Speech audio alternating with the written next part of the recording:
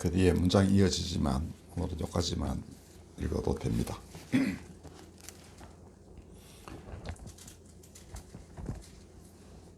모세가 이스라엘을 영도하여 이제 바다를 건넜습니다. 이집트의 병사들이 쫓아왔지만 그들은 다 이제 물속에 수장되고 하나님이 불기둥과 구름 기둥으로 인도하셔서 그들은 무사히 홍해를 건넌 것으로 되었습니다. 홍해는 지금은 갈대바다다 이렇게 원문을 가지고 해석을 하는데 어쨌든 이제 다시는 이집트의 병사들이 쫓아올 수 없는 곳으로 완전히 바다를 건너서 딴 곳으로 갔습니다.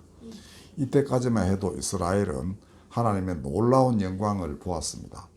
10가지의 재앙도 보았고 그 다음에 구름 기둥, 불기둥으로 인도하시는 것도 보았고 바다가 갈라지는 놀라운 역사를 보았습니다. 자, 그런데 그 다음부터는 또 고난이 닥치게 됐어요. 사흘 길을 걸어서 그게 이제 광야 길이 아주 광야가 크게 넓게 펼쳐져 있죠. 사흘을 가서 마라라는 곳에 이르렀는데 아직 거기까지 물을 얻지 못하고 갔습니다.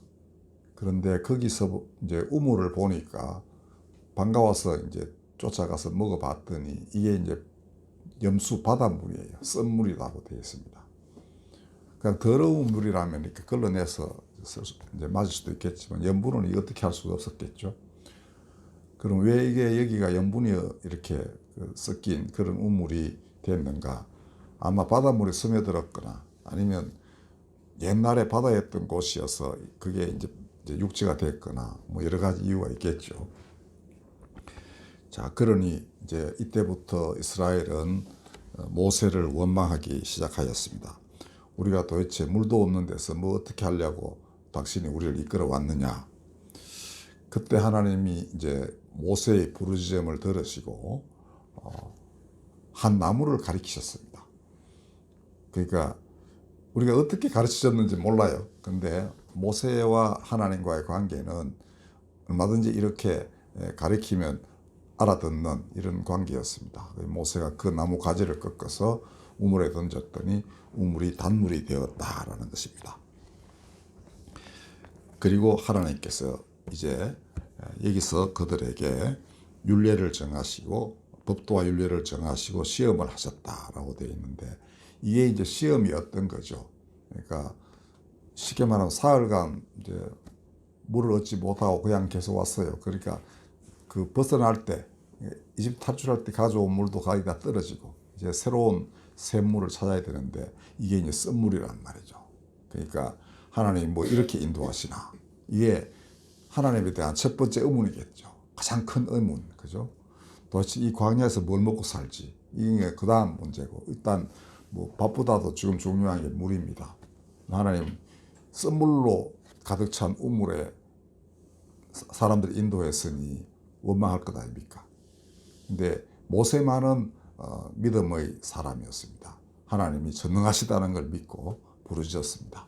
그때 하나님이 한 나무 가지를 꺾어서 넣으면 된다 이렇게 하신 것이죠. 자, 그러면 이 나무는 어떻게 그렇게 살아있는가? 보통 바닷물로 이렇게 뿌리가 완전히 잠겨 있으면 식물이 살 수가 없죠. 물이 올라올 수가 없으니 오히려 물이 바깥으로 빠져나갔지. 그 삼투압 때문에. 근데 이 나무는 그 썬물로 가득 찬 그 땅에 용케도 단물을 가지고 자라난 그러한 나무였습니다. 신락 같은 단물을 빨아당겨서 생명의 나무가 된 것입니다. 아마 하나님이 나무에 생각을 불어넣으실 수 있다면 너는 거기서 잘 자라가지고 나중에 내 백성이 물 없어 허덕일 때 네가 그 가지를 그 물에 던지면 네가 그 생명의 근원이 되는 그런 나무가 되어라. 아마 이렇게 명을 하셨을 거예요. 그러니까 그 나무 역할이 그것이었습니다. 하나님의 백성이 물이 없어 허덕일 때 자기 몸을 희생해가지고 자기 가지 하나 잘라가지고 팔 하나 잘라서 이제 그들에게 썬물을 단물되게 만들어주는 이런 역할을 했던 것입니다. 사람 일도 그렇습니다. 썬물로 가득 찬 땅, 이게 지금 정말 사람들이 사랑으로 살아가야 되는데 인간이 서로 사랑하지 않으면 살아갈 수 없습니다. 뭐 겉으로는 뭐 어떨지 몰라도 사람이 농사를 지어야 도시 사람이 그것까지 먹고 살고, 이게 다 사랑의 관계인 겁니다. 자기는 돈 벌기 위해서 뭐 그 농사를 지을지 모르지만은 결국은 그걸로 사람들이 사는 거예요. 이 사람도 마찬가지입니다. 이 사람이 무슨 농기구를 만들어야 농부가 또 농사를 지을 거 아닙니까? 서로 보완할 수 있는 그런 구조를 하나님, 보완해야만 살아갈 수 있도록 하나님 그렇게 만드셨는데, 이게 이제 서로 미워하게 되면은 이 어긋나 가지고 서로 죽이고 뺏고 하는 이런 관계가 생겨나는 것입니다. 그리고 십계명에도 내 이웃에게서 탐하지 말라고 했습니다. 서로 도와서 살아야만 되는 것이 인간이라는 그런 말씀이죠.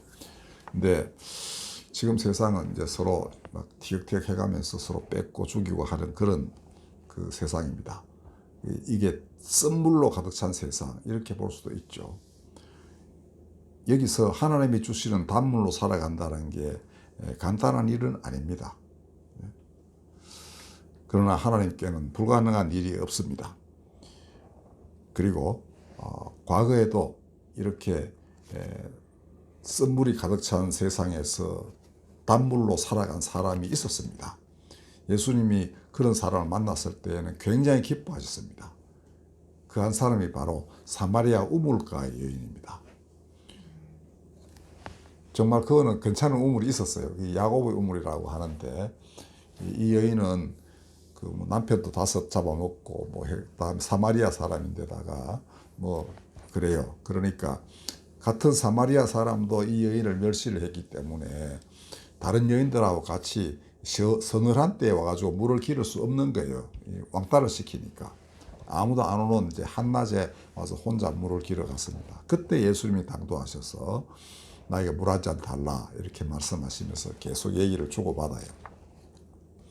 그리고 이 여인은 드디어 자기 앞에 서서 이렇게 자기에게 물 달라 하신 분, 이게 말이 안 되는 사건이에요. 원래는 유대인이 사마리아인에게 뭐라고 말 거는 것도 안 되고 물 달라 하는 것도 안 되고, 또 남자가 여자에게 그렇게 해달라 하는 것도 안 되는 그런 시대에 그 여인은 이렇게 다가와서 자기에게 조간조간 말씀하시는 분이 보통 분이 아니라는 걸 알았을 뿐 아니라 자기 과거를 확실하게 아는 거예요. 그리고 예수님이 말씀하시기를 이 여인 안에서 깊은 믿음을 본 거예요. 자기는 예루살렘에도 가서 예배드리고 싶고, 그리심산, 즉 사마리아인들이 가서 예배드리는 그리심산에 가서 예배드리고 싶고, 어디든 하나님이 계시는 곳에만 가서 예배드리면 여한이 없겠습니다 라고 말하니까 예수님이 그럴 필요 없다. 너는 예루살렘에 갈 필요도 없고 그리심산에 갈 필요도 없다. 너는 영과 진리로 하나님을 경배하는 사람이기 때문이다. 하나님은 너 같은 사람 찾으신다. 이렇게 말씀하셨습니다. 그러니까 그때 이미 예수님은 성전이 외부적으로 이렇게 건물로 되어 있는 성전이 중요하지 않다고 이 여인에게 확실하게 말씀하고 계신 겁니다. 여기도 저기도 아니고 바로 네가 있는 곳에서 너는 하나님을 경배하는 사람이다. 너 같은 사람은 하나님을 찾으신다. 이렇게 했습니다. 이 여인이 놀랐죠. 그래서 다시 말씀드리기를 메시아가 오신다 그러시던데요. 이렇게 이제 좀 그런 식으로 물어요. 그러니까 예수님이 내가 바로 그다 이렇게 하셨습니다. 이 여인이 정말 놀랐죠. 자기에게 이렇게 다가와서 그것도 한낮에 단둘이서 예수님 제자도 다 이제 먹을 거 구하러 딴 데 갔어요. 자, 이 독대라는 겁니다. 이게 하나님과 이 여인이 딱 둘이서 만난 거죠. 하나님의 아들하고. 그리고 그렇게 인도하셨던가 봐요. 하나님이. 그죠? 여기에 정말 나를 진실로 경배하는 사람이 있다. 네가 찾아가라. 예수님께 아마 그러셨는지도 모르겠어요. 그 다음에 이 여인은 어디로 갔느냐. 자기 동네로 갔습니다. 자기를 왕따시키던 동네 사람에게 가서 메시아가 오셨다. 이렇게 합니다. 그 동네 사람들이 우리가 늘 저렇게 멸시하던 여인이 와서 얼굴빛이 이미 달라진 겁니다. 우리가 기록은 안 나오지만 안 그렇게 했어요. 기쁨에 넘치는 사람, 아니 죽음 가운데에서 살아가던 쓴물 가운데서 허덕이며 살아가는 사람이 그냥 단물을 온몸이 흠뻑 적셔지도록 온몸의 피가 완전히 바뀔 정도의 그 생명의 생수를 마신 것이죠. 그게 몸이 달라졌을 거 아닙니까? 이 동네 사람이 다 뛰쳐나와가지고 예수님을 보러 왔다가 진짜다 이거죠. 그들도 금방 알아봤습니다. 왜냐하면 그들도 이 사마리아 사람 전체가 멸시를 받던 사람들이거든요. 그러니까 옛날 이스라엘 10지파에 속한 사람들이었지만 혼합되고 뭐 어쩌고 그 다음에 이렇게 해서 뭐 그렇게 살던 사람들이니까 모든 사람들로부터 멸시받던 사람. 근데 이들이 샘물을 맞이한 거죠. 그들이 먹는 야곱의 우물, 그 물 아니라 사람을 영생하게 하는 생명수를 만난 것입니다. 그래서 예수님들어 며칠 더 계시기를 요청했습니다. 예수님 평생 그 동네 돌아다니시면서 그렇게 이렇게 며칠간 유하였다 이런 게 없습니다. 아마 그 삭개오 집에서 하루 내가 너희 집에 오늘 밤에 너희 집에 유하겠다라고 하신 것 외에는 그 다음에 이제 사랑한 제자 집, 네? 그러니까 마리아와 마르다 집, 뭐 이런 정도이고, 뭐 베드로 장모 있는 곳. 근데 여기는 그런 유대인들이 아니고 예수를 따르는 사람도 아니고 여기 보면 처음 본 사람 동네였습니다. 여기에 요한은 기록하기를 거기서 이틀을 유하였다 이렇게 되어 있습니다. 이틀 동안 그러니까 수많은 사람들이 와서 오만 얘기를 하고 온갖 병 고치기도 하고 이러셨겠죠. 그 다음에 말씀도 나누시고 거기서 예수님이 얼마나 기쁨을 누리셨는지 여실히 표현되어 있는 게 이틀을 유하셨다라는 그 2절입니다. 자, 이 여인은 사람을 살리는 그 마라의 썬물을 단물로 만든 나무 같은 사람입니다. 영과 진리로 하나님을 경배하는 사람. 그가 이제 예수님의 지시에 따라가지고 특별히 지시하지도 않았죠.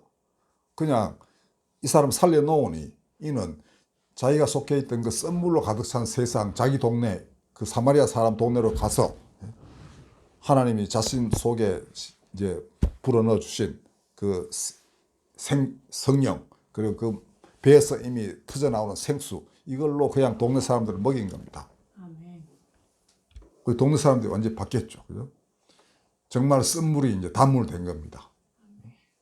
그런데 그 썬물을 단물되게 하는 사람, 그는 이미 오랫동안 예비된 사람이죠.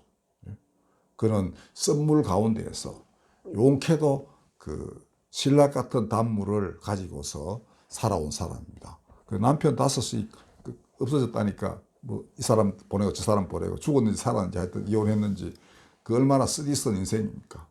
그 여인 자체가 그 인생 여정이 쓰디쓴 썬물 가운데서 살아온 거라고 해도 과언이 아닌 그런 사람입니다.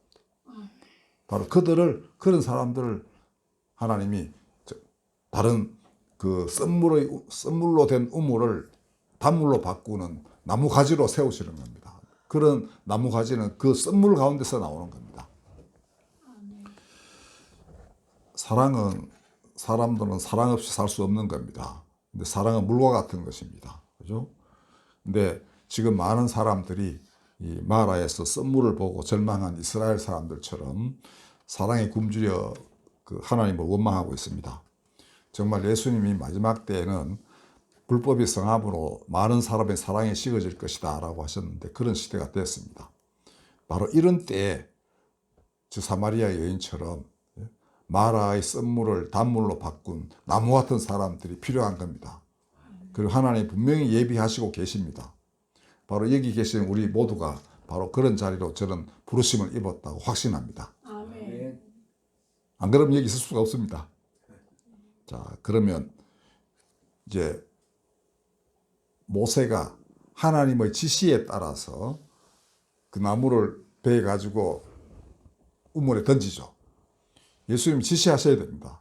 그 모세처럼 예수님이 여러분들을 데리고 어느 곳에 투입을 하시면 너는 저기 가라 하시면 여러분 가시면 됩니다.